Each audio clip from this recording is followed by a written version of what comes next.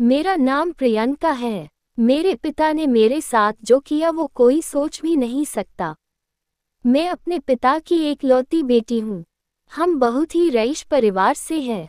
हमारी एक कंपनी है, पैसों की कोई कमी नहीं है। बचपन से ही मुझे ऐशो आराम की आदत है।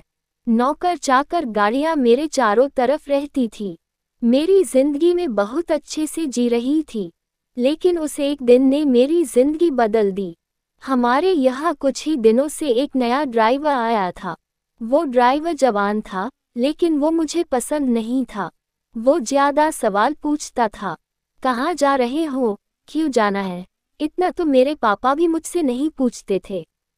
एक दिन जब उस ड्राइवर ने हद कर दी, तो मैंने उसे एक तमाचा मार दिया और उसे नौकरी से निकाल दिया। मैंने पापा को ये बताना जरूरी नहीं समझा, क्योंकि हमारे यहाँ ड्राइवरों की कमी नहीं थी। लेकिन मुझे नहीं पता था कि मेरे साथ यह होने वाला है। एक दिन सुबह जब मैं उठी तो मेरे कमरे में वो ड्राइवर था। वो ड्राइवर मेरे कमरे में इतनी सिक्योरिटी के बीच कैसे आ गया मुझे पता नहीं था। शायद मैंने उसे मारा था, इस बात का बदला उसे लेना था। मैंने कहा कि तुम यहाँ क्या कर रहे हो? वो बोला कि मैं तुम्हारा पति हूँ, कल रात को तुम्हारे पिता ने मेरी शादी तुमसे करवा दी है।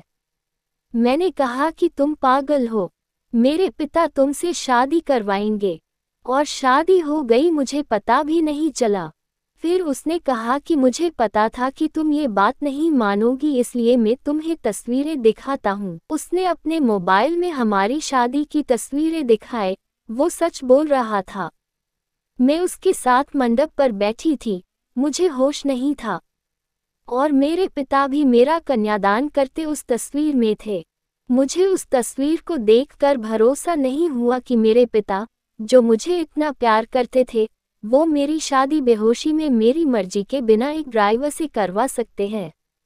मैं उसी समय अपने पिता के पास गई। पापा को कहा कि पापा ये सब क्या है, यह कोई नाटक है।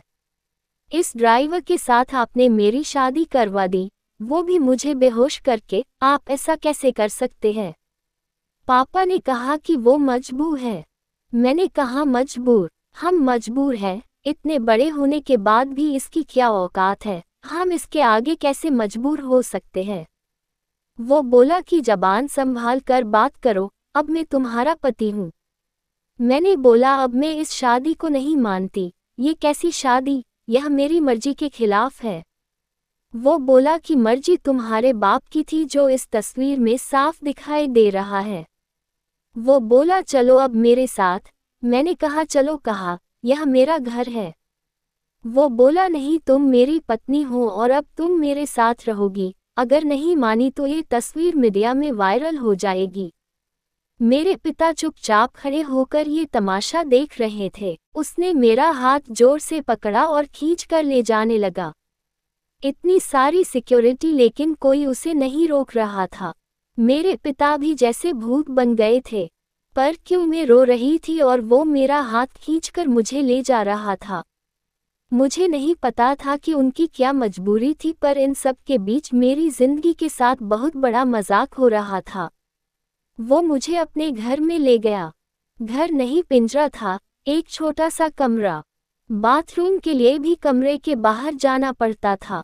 उसने मुझे कहा कि यही अब मेरा घर है, यहीं पर रहना है और खाना है। पास में भी बहुत सारे कमरे थे, उनमें भी लोग रहते थे। मैं ऐसी जगह आ जाऊंगी मुझे पता नहीं था। उसने कमरे में खाने का सामान रखा और कहा कि भूख लगी है, खाना बनाओ। एक थप्पड़ का बदला वो इस तरह लेगा मुझे पता नहीं था। मैंने कहा मुझे खाना बनाना नहीं आता। वो बोला ठीक है मैं कहीं खा लूंगा, तुम फिर भूख ही रहो। वो इतना कहकर चला गया।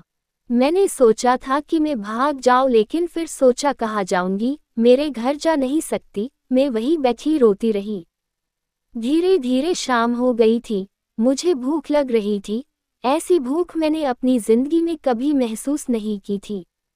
मैं मेरे कमरे की चौखट पर बैठ गई और रो रही थी। पास के कमरे से एक औरत ने मुझे रोते देखा और कहा क्या हुआ? मैंने कहा भूख लगी है। वो बोली इतनी सी बात, उसने अपने कमरे से एक रोटी और थोड़ी दाल मुझे दी। उस खाने को मैंने खाया। मैंने हर तरह के पकवान खाए, लेकिन वो रोटी और दाल खाकर मुझे जो अनुभव हुआ, लगा जैसे मैंने भगवान को पा लिया हो। फिर रात हो गई थी, वो वापस आया। आते ही उसने कमरे का दरवाजा लगा लिया। मुझे डर था कि वो कहीं मेरे साथ जबरदस्ती ना करे, लेकिन वो चुपचाप एक कोने में सो गया। इतने बड़े महल से एक कमरे में, वो भी एक अजनबी के साथ। मैंने सोचा कि अब मैं ये सब बर्दाश्त नहीं करूंगी।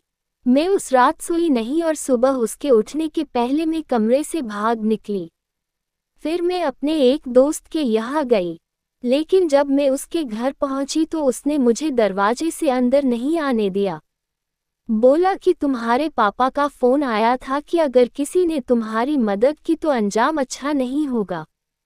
उसने मेरे मुंह पर दरवाजा बंद कर लिया। मैंने सोचा था कि वापस उस कमरे में नहीं जाऊंगी, लेकिन कुछ ही घंटों में मैं समझ गई कि मेरे लिए अभी उससे ज़्यादा सुरक्षित कोई जगह नहीं है। इसलिए मैं वापस वही लौट आए। मुझे वापस देखकर वो बोला, क्यों आ गई? तुम्हें मुझसे कोई बचा नहीं सकता। मैंने अपने आप को इतना मजबूर पहले कभी महसूस नहीं किया। मैं इसी तरह से वहाँ अपना जीवन काट रही थी। मुझे वहाँ रहते अब 10 दिन हो गए थे। खाना मैं बना नहीं पाती थी, कोशिश करके जैसा तैसा बनाकर मैं खाना खा लेती थी। फिर एक दिन मैं चक्कर खाकर गिर गई, और जब मुझे होश आया तो मैं अपने पिता के घर थी। सामने मेरे पापा थे। उन्हें देखकर ही मुझे गुस्सा आ गया। मैंने कहा, आप मुझे यहाँ क्यों ले आए? मुझे वहीं मरने क्यों नहीं दिया? उस कमरे में वो ड्राइवर भी था। पापा बोले, बेटा मैंने तुझे कितना समझाया लेकिन तू नहीं मानी, तो आखिरकार मुझे ये तरीका अपनाना पड़ा। तुम जिस माहौल में रहकर 10 दिन में परेशान हो गई हो, उस जगह से उठकर मैंने ये सब बनाया है। तुम्हें ये सब ऐसे ही मिल गया तो तुम्हें इसकी कोई कद्र नहीं रह गई। तुम शराब के नशे में रहती हो। हमारे घर जो काम करते हैं तुम उन्हें इंसान ही नहीं समझती हो। कितने लोगों को तुमने मुझसे छिपा कर नौकरी से निकाल दिया। तुम्हें पता है नौकरी क्या होती है, कैसे परिवार चलता है? शायद तुम इन 10 दिनों में कुछ सीख पाए होगी। ये ड्राइवर नहीं, आर्यन है, मेरे दोस्त और बिजनेसमैन रतन का बेटा। ये तुमसे शादी करना चाहता था। मैंने ही इसे कहा था कि तुम पहले उसे जान लो। तुम्हें उसने फॉलो किया तो वो समझ गया कि तुम गलत रास्ते पर हो। इसलिए हम दोनों ने मिलकर यह नाटक किया ताकि तुम्हारी आंखें खुल सके। जिस रात तुम्हारी शादी करवाई थी उस रात भी तुम नशे में घर आई थी। पैसे और जिंदगी की कद्र करो, सबके नसीब में यह नहीं होता है। ये सब मेरे लिए था, मुझे सिखाने के लिए, और सच में इन सब से मेरी आंखें खुल गई। मैं एक नई इंसान बन गई।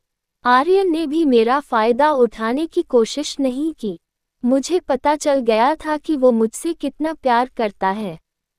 पिता की यह सीख मुझे एक नया इंसान बना गई। तो दोस्तों, अगर आपको यह वीडियो पसंद आए हो तो कमेंट कर जरूर बताएं।